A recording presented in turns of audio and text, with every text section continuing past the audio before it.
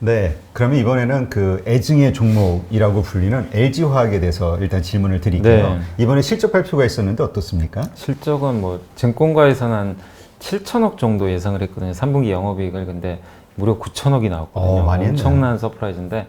근데 약간 이제 주가가 역시 최근에 이제 실적 잘 나오면 오히려 빠지더라고요. 저번에 삼성전자, LG전자도 그랬는데. 근데 내용을 보면 조금 아쉬웠던 게 뭐냐면 그 3분기 실적에서 많은 분들이 지금 다 LG화학을 투자하신 이유가 전기차 배터리 부분이잖아요. 근데 그렇죠. 석유화학이 거의 다 벌었죠. 석유화학 쪽이 이익의 서프라이즈, 질이. 이익의 질이 서프라이즈가 나왔던 배경이 석유화학 쪽이 한 7,500억인가 나왔던 것 같아요. 근데 그 배터리 쪽이 기대했던 것보다 한 300억인가 400억이 좀 미달을 했어요. 그러니까 시장 참가자들이 원했던 거는 결국 배터리 부분에서 좀 서프라이즈를 원했던 것 같은데 그게 아니다 보니까 이거 생각보다 좀 아직은 배터리가 좀 아닌가. 그래서 그날 또 주가가 좀 미리 오르고 있었어요. 실적 발표 전부터. 그래서 주가가 오히려 이제 그날 이후로 오늘도 보니까 좀 주가 흐름이 좀 안 좋긴 한데 좀 빠지는 배경인 것 같고. 그리고 LG화학이 어쨌든 그러나 우리가 뭐 실적을 폄하할 필요는 없습니다. 어차피 전기차 배터리 쪽은 계속 성장하는 건 맞으니까 그걸 부정적으로 보실 필요는 없는데 문제는 최근에 좀 이슈들이 또 많이 나오고 그렇죠. 있잖아요. 뭐 저번에 물적 분할 이슈라든가. 물적 분할과 관련해서는 이제 많은 분들이 지금 20일로 제가 기억하고 있습니다. 날짜는 한번 확인해 보시고요. 20일인지 21일인지. 근데 이번 달 20일 정도에 이제 최종 확정 실적을 발표해요. 이번에 잠정 실적이고, 그때 IR을 하거든요. 이제 기업 설명회 할 때 아마 LG화학 측에서 뭔가 주주들에 대한 얘기를 할 가능성이 저는 있다고 봅니다. 근데 거기서 주주분들을 만족시킬 만한 뭐가 저는 나와야 된다고 보거든요. 근데 그러지 않으면 지금 주주분들 달래기가 저는 쉽지 않다고 생각해요. 그럼 개인 투자분들이 또 더 거칠게 매도 공세를 좀 펼칠 수가 있기 때문에 주가에 안 좋을 수 있는데 어쨌든 10월 30일 날 주총을 앞두고 LG화학이 이제 시장과 소통하는 이제 어떻게 보면 마지막 지금 그 시간이잖아요. 네. 그때 뭔가 좀 주주분들을 위한 저는 정책이라든가 뭐가 좀 나왔으면 하는 좀 바람이고 그리고 이제 이제 현대차의 코나 전기차 있잖아요. 네네. 그게 사실 전 세계적으로 한 7만 7천 대 정도 팔렸다고 하는데 그 중에 뭐 몇 대 되진 않습니다. 한 12대 정도가 화재 사고 발생했으니까 뭐 0. 몇 %밖에 안 된다고 하더라고요. 근데 이게 보면 뭐 과거에 BMW도 그렇고 내연기관차도 화재 사고 자주 발생해요. 뭐 빈도가 1% 넘어가는 경우도 있는데 그러니까 전기차라고 해서 화재 사고 발생하는 건 아닌데 지금 문제가 뭐냐면은 이게 왜 LG화학이나 이런 기업들한테 좀 부정적일 수밖에 없냐면 이게 지금 책임 소재가 명확하지가 않은 것 같더라고요. 그러니까 왜냐면 지금 조사를 했는데 국토부에서는 현대차 손을 들어줬어요. 일단 왜냐면 배터리 셀의 그 안에 있는 뭔가 조립이 잘못됐다. 그래서 분리막이 있는데 이 분리막은 양극과 음극이 서로 만나면 이게 화재가 발생하거든요. 폭발 사고가 나는데 그거를 반드시 막아줘야 돼요. 근데 분리막이 아마 뭐가 잘못됐는지 센 것 같다. 그래서 그 화재 사고가 발생했다. 이렇게 그냥 결론을 내버렸는데 LG화학 측에서는 이제 무슨 소리냐. 왜냐하면 LG화학 배터리 쓰는 차가 이것만 있는 것도 아니고 여러 대가 있는데 이런 경우는 없었다. 이런 식으로 이제 항변을 하면서 이제 설명을 하고 있는데 뭐 여러 가지 얘기들이 있어요. 현대차가 뭐 안전마진이라고 이게 배터리 용량이 100이면 원래 뭐 92나 93만 써야 된다고 하더라고요. 네. 공간을 좀 남겨놔야 되는데 코나 전기차는 97까지 썼다는 얘기예요. 예를 들면.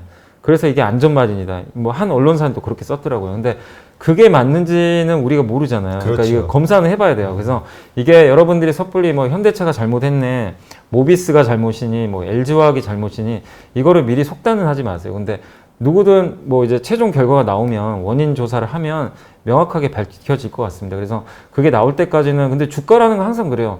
누구 잘못인지 지금 모를 때가 오히려 더 안 좋아요. 차라리 그냥 LG화학 잘못이면 LG화학 잘못이고 현대차면 현대차로 빨리 밝혀지면 악재 털어내고 다시 또 잘 만들면 됩니다. 어차피 전기차라는 게 새로운 차종인데 당연히 그 안에서도 사고가 저는 발생할 수 있다고 봐요. 어느 거든. 이건 전기차만의 문제가 아니잖아요. 우리 예전에 기억하시겠지만 삼성 갤로트 7 기억나세요? 폭파사고 기억나시죠? 다 그랬어요. 이거 삼성전자 이제 망하나 보다. 그 개인 투자분들 처음 하시는 분들이 삼성 주식 이제 막 파시고 진짜 이제 끝났구나. 그때 스마트폰 비중이 또 높을 시대니까. 네. 근데 그걸 또 새로운 공법이나 그런 또 배터리 개발을 해가지고 이제는 정말 튼튼한 지금 그 어떻게 보면은 이 폰을 만들고 있잖아요.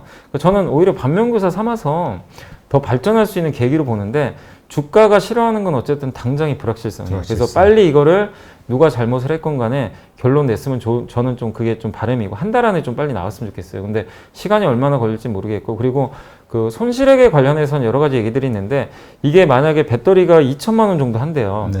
근데 이거를 2천만 원인데 그 7만 7천 대 리콜을 하면 산술적으로는 1.8조 원 비용이 들어간대요. 그냥 전부 교체를 그냥 해줘야 만약에 되나요? 그냥 다 해버리면. 아, 근데 교체하면. 그거는 이제 증권사에서 이게 보고서들 보니까 너무 극단적인 거고 왜냐하면 이제 리콜을 하면 전수조사를 하잖아요. 그 중에 불량이 있는 게 분명히 있을 거예요. 근데 그거는 뭐 많아봐야 한 10% 정도로 제한할 수 있다고 봅니다. 그래서 만약에 10%만 교체가 들어가면 양사 각각 해가지고 한 600억 정도 그 손실 처리하면 된대요. 근데 LG화학은 예전에 ESS라고 작년인가 재작년에 한번 화재 사고 발생했던 거 아마 그 기억들 하실 텐데 그때 충당금을 좀 쌓아놓기 때문에 계속 쌓아놔요.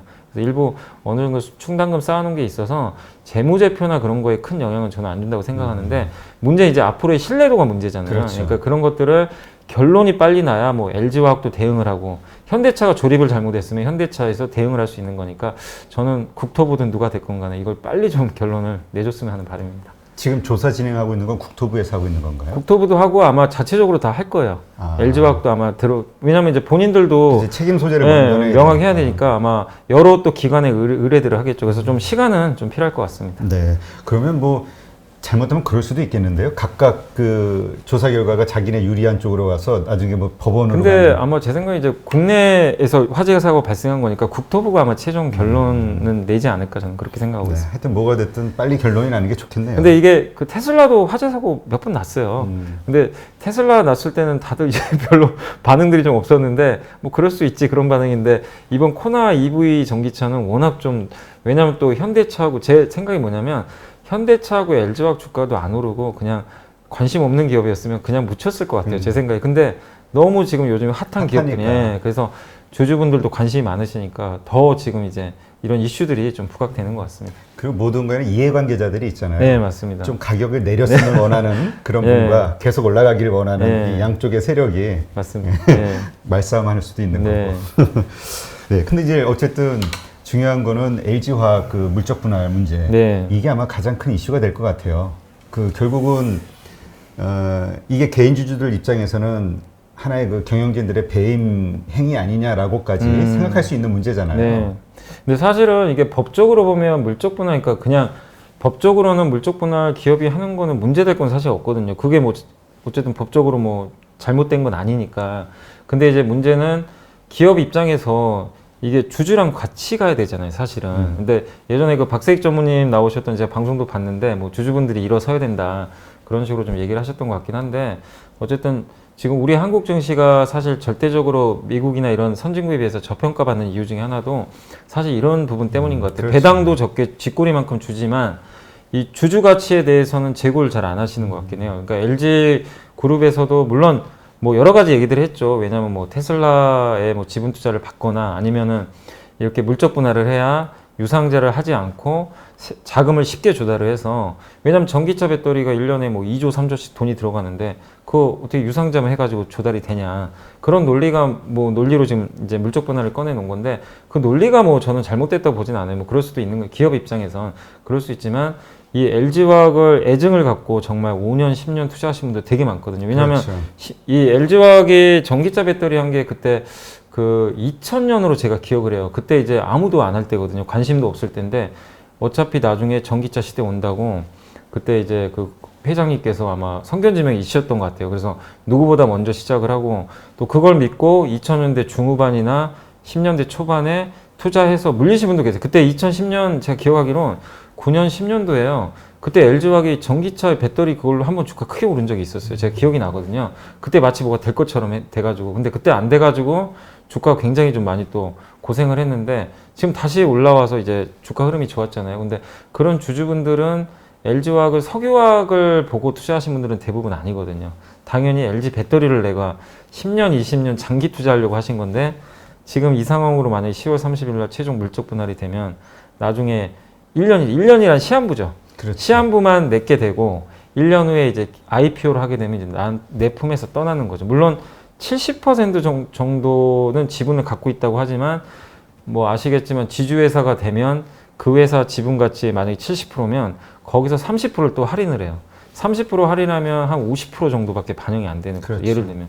그럼 나는 내가 LG화학 주주가 되면 나는 배터리 지분을 만약에 내가 뭐 100주를 투자했다면 예를 들면 50주만 갖게 되는 그런 이제 현상이 발생하니까 주주분들 이제 그게 이제 화가 나신 거죠. 그래서 여기에 대해서 저는 아까 말씀드린 대로 20일 날 그 IR 할 때 지금 LG화학 측에서 뭔가 좀 얘기를 좀 해줬으면 좋겠고 이게 제가 뭐 법적으로 되는 건지 모르겠지만 가장 사실 저는 좋은 거는 그 주주분들 대상으로 그러니까 지금 보면 우리나라 IPO 할 때요 네. 약간 기울어진 운동장이에요. 뭐냐면 그 만약에 100만 주를 그 IPO를 물량을 한다고 치면 800만 그러니까 100만 주면 80% 80만 주를 무조건 기관들한테 먼저 배정을 합니다.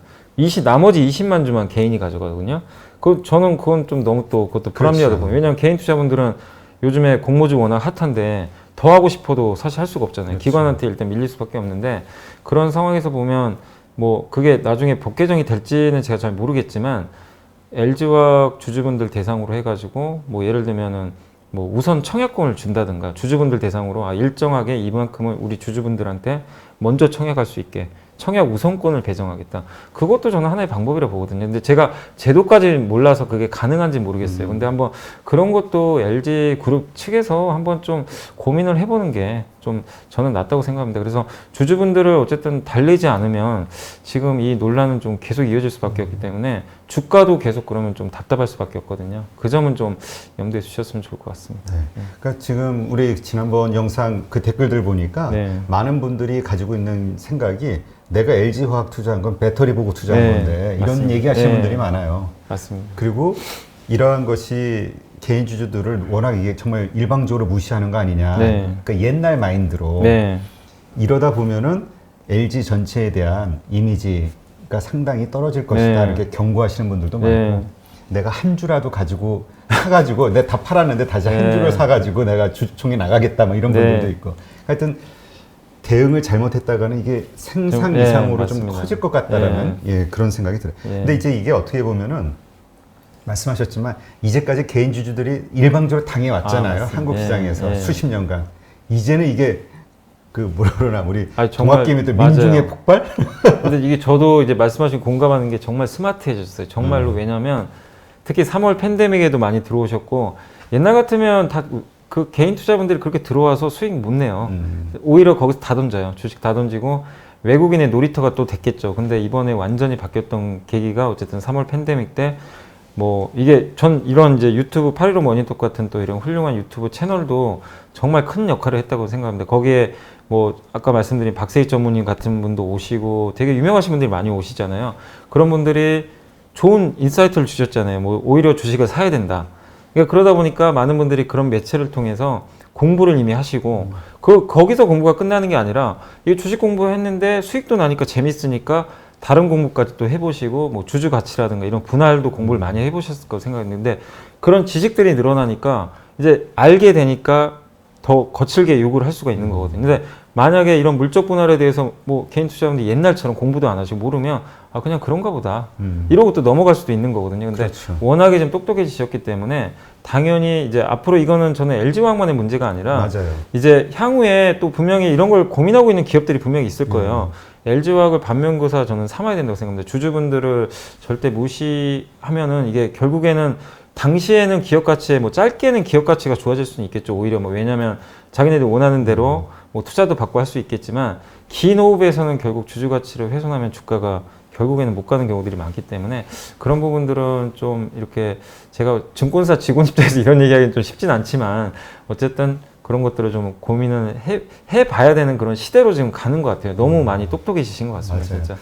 그러니까 어떻게 보면 이게 하나의 트리거가 될 수도 있겠다는 생각이 들어요. 예. 이제까지의 그 개인 투자자들이, 그러니까 개인 투자자들을 봉으로 생각해 왔던 어떤 그 증권, 그 어떤 대주주들의 네. 어떤 의식이 이번 기회에 이러면 안 되겠구나, 뜨거 이런 네. 느낌. 이게 만약에 주주들의 뜻대로 돼간다면, 네. 혹은 뜻대로 되지 않는다 해도 상당한 어떤 그 후폭풍이 있으면서 어떤 LG 쪽에 어떤 영향을 받게 되면 네. 그런 가면 겁나서 못 따라서 네. 못하죠 이렇게. 그리고 저도 그리고 이게 되게 중요한 게 어쨌든 이런 것들을 통해서 주주분들의 가치가 올라가는 쪽으로 만약에 개선이 되게 되면 장기 투자 문화가 형성이 그렇죠. 계속되고 지금 어쨌든 어렵게 부동산에서 주식으로 물꼬가 텄는데 아까 그 대주주 양도 차익 과세 문제도 그렇고 우리 한국 주식에 장기 투자를 하고 싶어도 뭔가 그런 것들이 자꾸 걸리는 거예요. 맞아요. 미국과 달리. 그러면 하다가 결국 몇 개월 하다 다 나가버리시고 아 역시 부동산밖에 안 되는구나.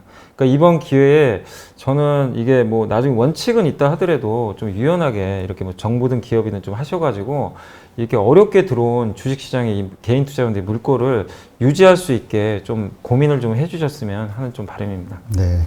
하여튼 LG화학의 그 개인 투자자분들, 뭐 아니, 기관들도 가지고 네. 있으니까 연기금들도 있으니까 어쨌건 정말 주주의 이익이라고 생각하는 그 의견을 가지고 계시다면은 끝까지 싸우시길 바랍니다. 한국 주식시장의 발전을 네. 위해서. 네. 그러면 일단 지금 이러한 논란이 있는 가운데 LG화학 이 투자 전략은 어떻게 가져가는 게 좋을까요? 당분간은 그렇다고 뭐 이게 뭐 저번에도 보니까 그런 이제 물적 분할 이슈 나오고 나서 개인 투자분들이 주식을 많이 던지더라고요. 네. 이제 좀 화가 나셔서. 근데 그거를 외국인이 싹 받아가더라고요. 그래서 또 이번에 거의 70만 원까지 올라갔다가 실적 발표하고 나서 지금 오늘도 좀 많이 빠져요. 그래서 65만 원 밑으로 온 것 같은데 계속 당분간은 60과 70 정도 뭐 제가 정확한 가격 예측하기는 어렵겠지만 그 안에서 일단 연말까지는 좀 그 횡보할 것 같아요. 지금 이렇게 말씀드린 이유가 왜냐면 아까 말씀드린 대로 코나 EV 그 전기차 그 논란도 일단 어쨌든 해소가 좀 돼야 되고 거기다가 지금 이제 물적 분할이 결론이 나잖아요 이번 달에. 그럼 사람들이 어쨌든 물론 물적 분할로 다들 알고는 계시지만 또 약간 뭔가 바뀌지 않을까 이런 또 희망도 가지시는 그렇죠. 분들이 있는데 약간 불확실하잖아요. 그런 게 다 끝나야 되거든요. 그래서 그런 이벤트들이 끝날 때까지는 주가가 뭐 갑자기 80만 원으로 간다거나 또 일방향으로 뭐 50만 원 간다거나 그렇게 보지는 않습니다. 그래서 약간 혼재되면서 주가가 좀 박스권을 보일 것 같고 그리고 또 그렇게 보는 배경 중에 하나가 시장의 색깔이 약간 바뀌어 버렸어요. 뭐냐면은 BBIG라고 많이 들어보셨을 거예요. 배터리 예. 바이오, 인터넷 게임 이런 성장 기업들이 이제 너무 피곤해요. 정말 한 5, 6개월 계속 올라왔잖아요. 그렇죠. 근데 아무리 좋은 기업도 5, 6개월 달리면 쉬어져야 돼요. 우리가 뭐 제가 흔히 이런 비유들을 많이 하지만 우리가 서울에서 부산까지 운전을 하고 갈 때 중간에 휴게소에서 한번 쉬어줘야 되잖아요. 그래야 또 운전해서 목적지 가는 것처럼 이게 건전한 조정은 나와야 된다고 생각하거든요. 그래서 이게 뭐 급한 조정은 저는 아니고 지금 LG화학도 그런 이슈를 제껴놓고 그냥 가격만 보면은 건전한 조정 구간에 전 들어갔다. 그래서 그게 한 달인지, 그러니까 이 운전자가 들어가서 거기서 잠을 자면 좀 오래 걸리겠죠. 만약에 휴게소 가서. 근데 잠을 잘지 아니면 내가 잠깐 가서 그냥 컵라면만 먹고 올지 그건 모르겠어요. 그거는 좀 봐야 되는데 제 개인적인 생각으론 지금 약간 삼성전자나 이런 못 올랐던 IT 쪽으로 지금 분위기가 바뀌었어요. 그리고 최근에 갑자기 화장품 같은 이 코로나 피해주들도 막 급등하기 시작합니다. 근데 이런 기업들이 한두 달은 전 주도할 것 같아요. 지금 분위기 자체가. 그렇게 보면 적어도 11월까지는 BBIG는 좀 쉬어가면서 박스권 등락을 좀 거듭할 수 있기 때문에 그렇게 보면 장기로 뭐 보유하신 분들이야 뭐 밑에서 사신 분들 입장에선 나는 뭐 그래도 한번 LG화학과 끝까지 가고 보고 싶다. 그런 분들이야 뭐 장기 투자 뭐 계속 하셔도 되겠지만 그게 아니라 최근에 좀 진입을 하셨거나 좀 트레이딩 개념으로 좀 짧게 나는 그렇게 많이 안 본다.